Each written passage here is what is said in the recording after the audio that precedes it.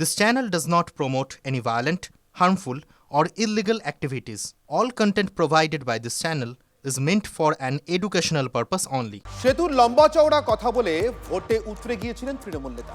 তারপর দুটো শীত একটা বর্ষা পেরিয়েছে। উন্নয়নের পাঁচালী নিয়ে গ্রামে ঢুকতেই তৃণমূল বিধায়ককে ছেঁকে ধরলেন গ্রামবাসীরা। জবাবদিহি করতে গিয়ে ঢুক গেলার অবস্থা। আমি কোনো ম্যাজিশিয়ান লই, কিন্তু দুটার জন্য যে ফান্ড লাগবে সেই পরিমাণ টাকা এখন নাই আমার হাতে। টাকা ঢুকলে আমি ওটা করব। ইনি তালডাংরার তৃণমূল বিধায়ক ফাল্গুনী সিংহবাবু। অভিযোগ, কথা দিয়েও কথা রাখেননি বাঁকুড়ার এই জনপ্রতিনিধি। উপনির্বাচনে জিততে প্রতিশ্রুতি দিলেও সিমলাপাল ব্লকের শিলাবতী নদীর উপর পাকা সেতু আজও হয়নি। শিলাবতী নদীর পারে সিমলাপাল ব্লকের মাদারিয়া গ্রাম। ভাঙনের থেকেও বড় সমস্যা শিলাবতী নদী পারাপার।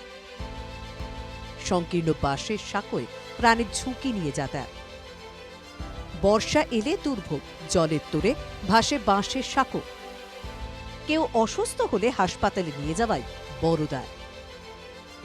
2024 সালে বাঁকুড়ার তালডাংরা তৃণমূল বিধায়ক অরূপ চক্রবর্তী সাংসদ হিসাবে নির্বাচিত হলে তালডাংরা আসনে উপনির্বাচন হয়। অভিযোগ, শিলাবতীর উপর পাকা সেতু করার প্রতিশ্রুতি দিয়েই ভোটে জিতে মাদারিয়া গ্রামের দিকে ফিরেও তাকাননি বিধায়ক ফাল্গুনী সিংহবাবু।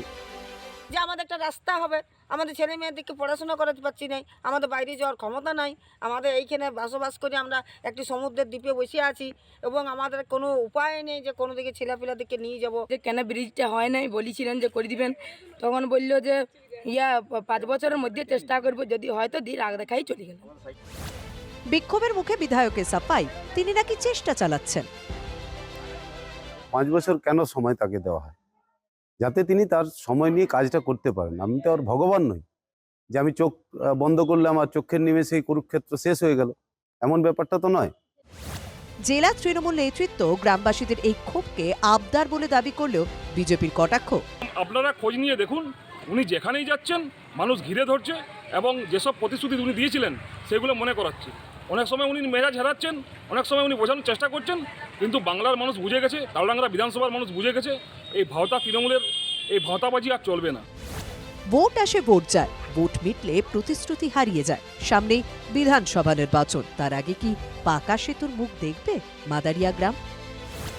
হীরক মুখোপাধ্যায়ের রিপোর্ট, TV9 বাংলা।